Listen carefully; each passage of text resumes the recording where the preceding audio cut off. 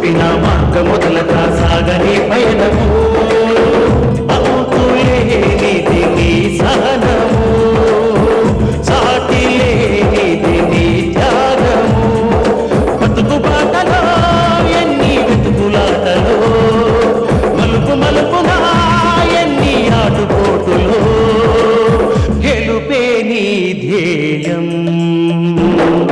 సాహసమే నీ ఆయుధం సాధించే నీ ఆశయం సాహసమే నీ ఆయుధం సాధించే నీ ఆశయం. సీత, నిన్ను చూస్తుంటే నాకు జాలేస్తోంది. సీత, ఈ పనికి మాలిన కబుర్లు ఎందుకు చెప్పు? అనిత మీద జాలి చూపిస్తూ తన బాధ నెట్టింపు చేస్తావా? అసలు ఈ పరిస్థితికి కారణం ఎవరంటావు? ఇంకెవరు? మా అత్తగారు శాంతి. మీ వాటా ఏదో మీకు పంచి పడేస్తే మీ దారి మీరు చూసుకునేవాళ్ళు. అనిత, మన మధ్య పోటీ రావడానికి కారణం ఎవరు? మీ అత్తగారి శాంతి అది చేయండి ఇది చేయండి అంటూ ఆంక్షలు పెట్టింది. ఆడపెత్తనం మొదలుపెట్టింది.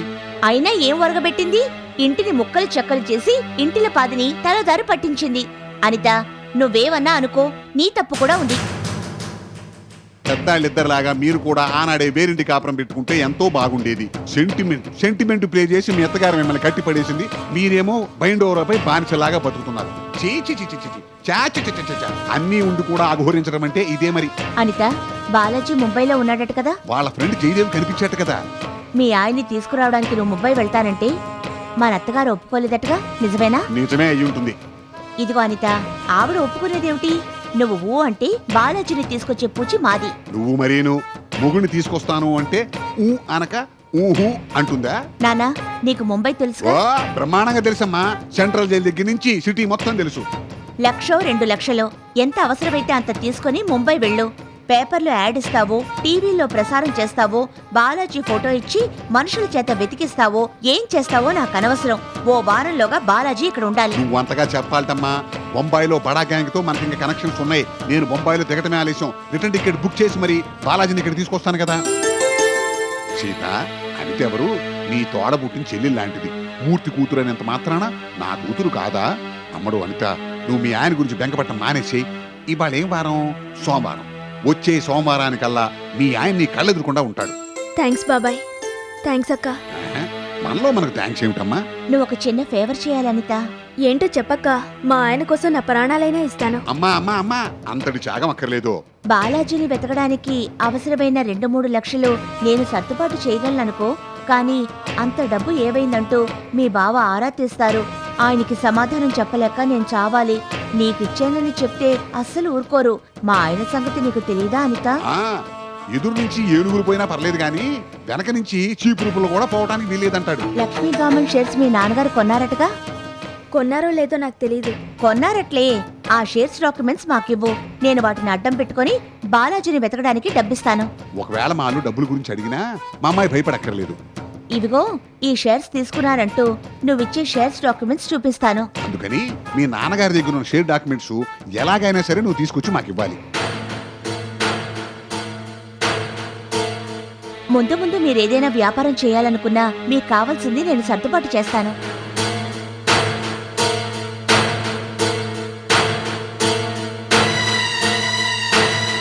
చిన్నమ్మడు, ఏమిటి ఆలోచిస్తున్నావు? మీ లక్ష్మీ గార్మెంట్ షేర్ వాల్యూ పడిపోయింది. సగం రేటు కన్నా తక్కువ ధరకే అమ్ముతున్నారు. ఎంత తక్కువ కమ్మినా అసలు కొనేవాడేడి? అలా వాల్యూ పడిపోయిన షేర్స్ దగ్గర పెట్టుకుని మీ నాన్న మాత్రం ఏం చేసుకుంటాడు? నాలుగు తీసుకుంటాడా? అందుకని ఆ షేర్స్ ఏవో చేతకిచ్చి మీ ఆయన్ని దక్కించుకో. నీకు ఇలా చెప్పేవాళ్ళు ఎవరుంటారమ్మా? నీ తోడుకోళ్ళు. అదే ఆ దెబ్బరొట్టె మాలని నీ గురించి ఏమైనా పట్టించుకుందా? ఆ దశలు దాని మొగుడు గురించే పట్టించుకోదండి. అలాంటప్పుడు నువ్వు నేను ఒక లెక్క. తోడబుట్టిన దానివి కాకపోయినా సీత నిన్ను తన సొంత చెల్లెలుగా భావిస్తోంది. లేకపోతే నిన్ను ఇక్కడ దాకా తీసుకొచ్చి ఇంతగా చెప్పవలసిన అవసరం ఏమిటి చెప్పు? చూడమ్ముడు, ఆ షేర్ సర్టిఫికేట్ సీతకి ఇచ్చేయంగానే మన ఇద్దరం కలిసి బొంబాయి వెళదాం. వారం రోజులు దాకేందుకు, వెళ్ళిన 2 రోజుల్లోనే బాలాజీ ఎక్కడున్నాడో కనిపెట్టేయచ్చు. షేర్ డాక్యుమెంట్స్ ముఖ్యమా, బాలాజీ ముఖ్యమా ఆలోచించుకో. నాకు మా ఆయన కావాలి. మీకు కావాల్సిన షేర్ డాక్యుమెంట్స్ తీసుకొస్తాను. శాబాష్, పతివ్రతా ధర్మం అంటే అలా ఉండాలి. అమ్మడు, కార్లో డ్రాప్ చేయించమంటావా? వద్దు, వెళ్ళొస్తానక్క. వస్తాను బాబాయ్.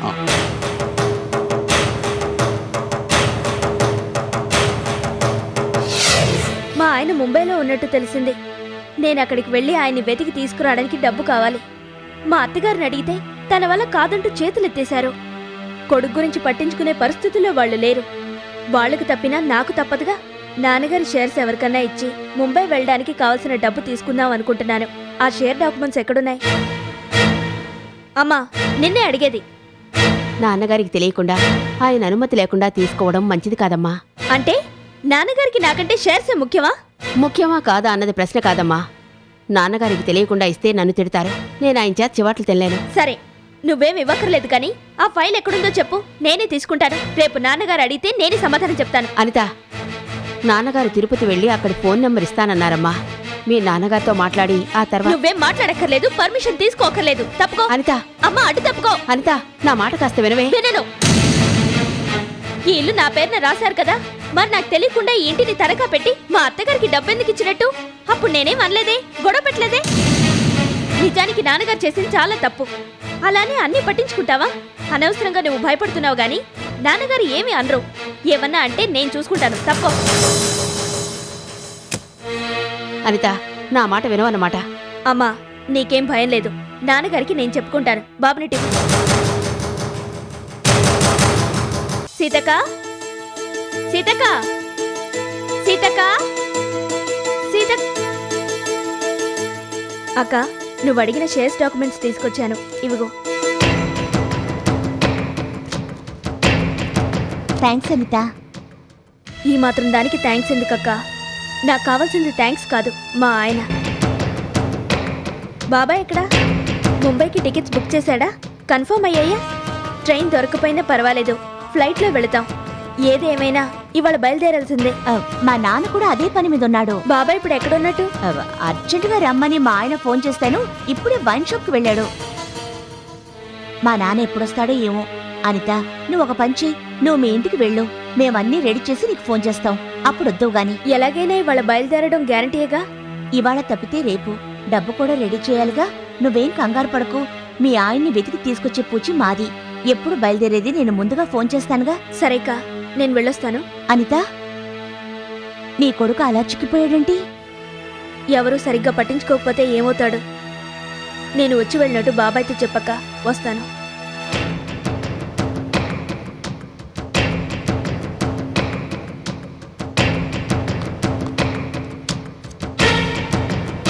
వెళ్ళిపోయిందా? పిచ్చి మాలోకం. అందుకే ఎర్రతేలు మన చెప్పు కిందకొచ్చింది. షేర్ డాక్యుమెంట్స్ మన చేతికొచ్చాయి. అంటే లక్ష్మీ గార్మెంట్స్ మన సొంతమైపోయినట్టే అన్నమాట. యా!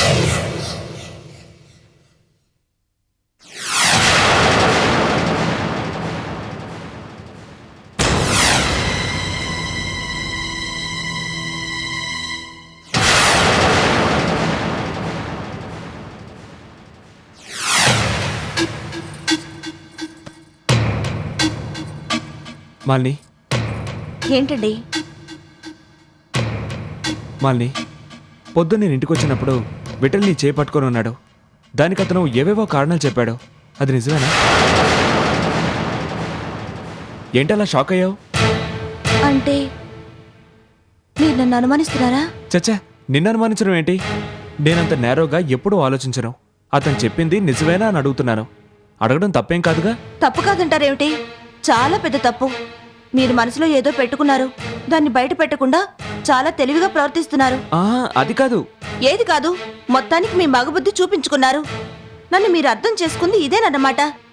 ఇన్నాళ్ళు మన కాపురంలో రాని అనుమానం ఇప్పుడు కొత్తగా వచ్చిందంటే ఏమనుకోవాలి? చూసేవన్నీ నిజాలు కావండి. నా చెయ్యి పట్టుకోవడానికి గల కారణం విఠల్ చెప్పాడుగా. దాన్ని అనుమానించాల్సిన అవసరం ఏముంది? నిద్ర పోనివ్వకుండా అర్ధరాత్రి వేళ ఇలా ఆరా తీయాల్సిన అవసరం ఏముంది? ఇంకెప్పుడు ఇలా మాట్లాడకండి. నేను మిమ్మల్ని నమ్ముతున్నాను, అలాగే మీరు నన్ను నమ్మాలి. సరే, ఏదో పొరపాటుగా అడిగాను. ఇక దాని గురించి మర్చిపో. పడుకో.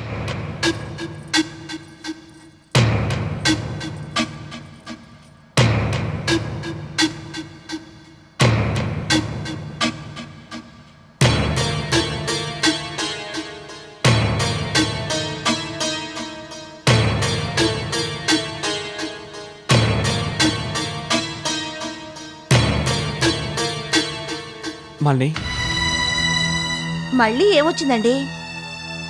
మనం విఠల్ దగ్గర తీసుకున్న లోన్ అమౌంట్ రేపు సాయంత్రంలోగా ఇచ్చేయాలి. కానీ ఇచ్చే పొజిషన్ మనకు లేదు. చెప్పిన టైంకి ఇవ్వకపోతే బాగుండదు. మళ్ళీ మళ్ళీ అడగలేం. విఠల్ చేత అడిగించుకోకముందే మనం ఏదో ఒకటి చెయ్యాలి. మన పరిస్థితి చెప్పి 1 నెల గడువు అడిగితే బాగుంటుంది. నేను వెళ్ళి అడగడం అంత బాగుండదు. అడగడానికి నాకు డెలికసీగా ఉంటుంది. అందుకని నువ్వే వెళ్ళి గడువు అడగాలి మాలిని. అదేంటి మాలిని అలా బిగుసుకుపోయావు? నువ్వెళ్తేనే బాగుంటుంది, పని జరుగుతుంది. ఏంటి 1 నెల గడువు అడగడానికి నేను వెళ్ళాలా? అవును.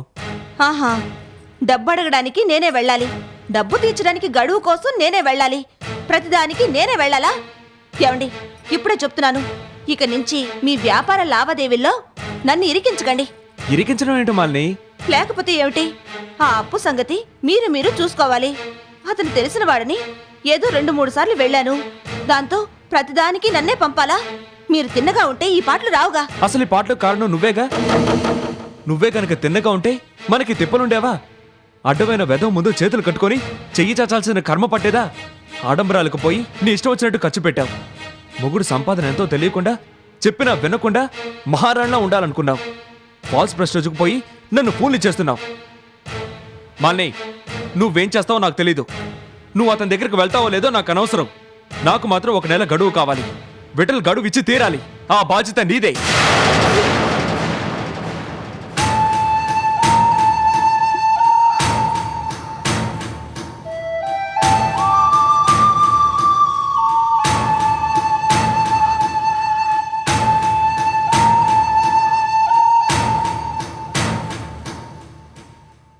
అల్లుడు బొంబాయిలో ఉన్నాడా? అవునండి. దాదర్ రైల్వే స్టేషన్లోనా లేకపోతే పోలీస్ స్టేషన్లోనా? ఊరుకోండి మీరు మరీను. ఎక్కడున్నది తెలియదట. ఎవరో ఫ్రెండ్ కనిపిస్తే ఆ ఫ్రెండ్ వచ్చి అనితకి చెప్పాడట.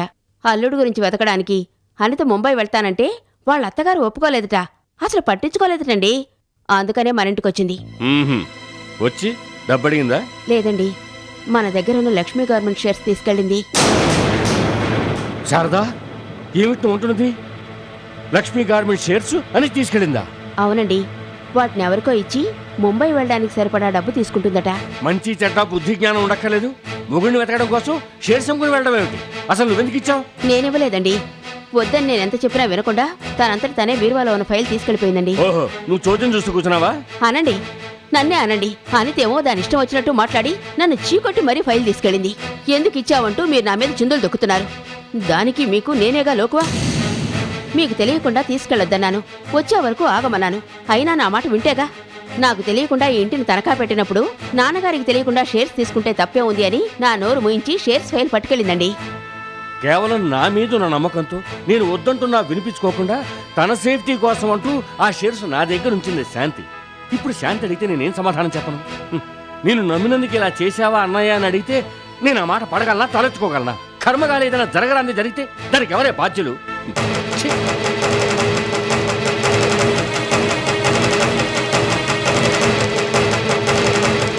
అనిత, అనిత, అనిత, అనిత! అన్నయ్య, ఏమిటా ఆవేశం? ఎందుకలా కేకలేస్తున్నావు? ఎందుకో తర్వాత నీకే తెలుస్తుంది. అనిత, ఏమ్మా, ఏనాడు నీ మెడలో మంగళసూత్ర ధారణ జరిగిందో ఆ రోజు నుంచి మెట్టినిల్లే నీకు ముఖ్యం. అదే దేవాలయం. అత్తింటి పరువు ప్రతిష్టలు, గౌరవ మర్యాదలు కాపాడాల్సిన బాధ్యత కోడలుగా నీకుందన్న సంగతి మర్చిపోయావా? పుట్టింటి ఇంటి పేరు మారి అత్తింటి ఇంటి పేరు ఇంటి పేరు కావడంలో అంతరార్థం అదే. గౌరవ ప్రతిష్టలు కాపాడకపోతే కాపాడలేకపోయావు, వాటిని దిగజార్చకూడదు. అత్తింటి ప్రతిష్టని కాపాడుకోవాలి. మూర్తి కూతురులాగా నువ్వు ప్రవర్తించావు. మూర్ఖుడి కూతురులాగా, మూర్ఖురాలాగా ప్రవర్తించావు. ఎందుకే ఇలా తయారయ్యా? అన్నయ్య, ఏం జరిగింది? ఎందుకు ఇలా ఆవేశపడుతున్నా? ఏం చెప్పమంటావు చెల్లెమ్మ? చెప్పడానికి కూడా నాకు నోరు రావడం లేదు. నేను ఇంటిని తనఖా పెట్టి నీకు డబ్బు తీసుకొచ్చి ఇచ్చాను. దానికి ప్రతిఫలంగా నువ్వు లక్ష్మీ గార్మెంట్ షేర్స్ నాకు ఇచ్చావు. నువ్వు నమ్మి నా పేరును పెట్టిన షేర్స్ని నాకు తెలియకుండా, నీతో చెప్పకుండా, శారదట్టు చెప్పినా వినిపించుకోకుండా ఎవరితో తీసుకెళ్ళి అమ్మేసి వచ్చింది నీ గాడిద.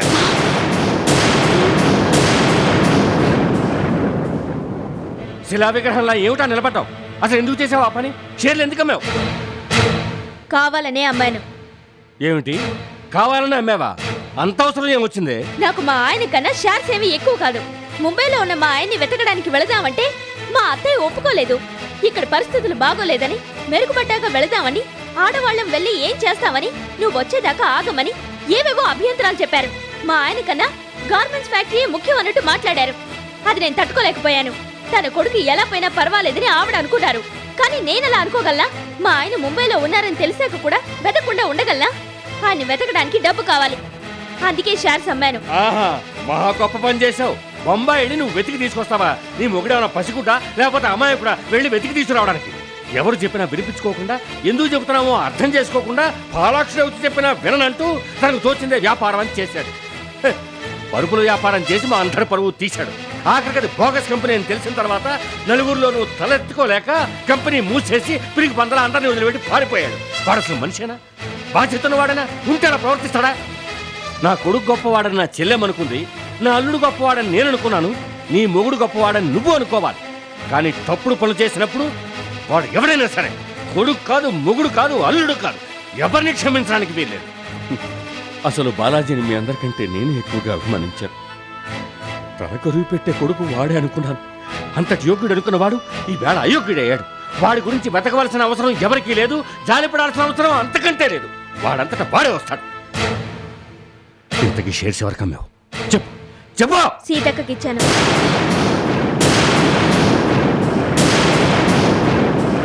ఏంటి? సీతకిచ్చావా? ఎందుకిచ్చా?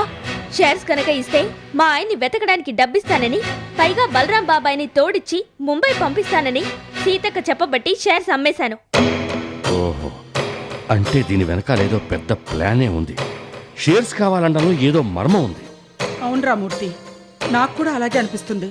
ఆ మధ్య లక్ష్మి గార్మెంట్ ఫ్యాక్టరీ తనకిమ్మని సీత ద్వారా అడిగింది. ఇవ్వనంటూ శాంతి కరాఖండిగా చెప్పింది.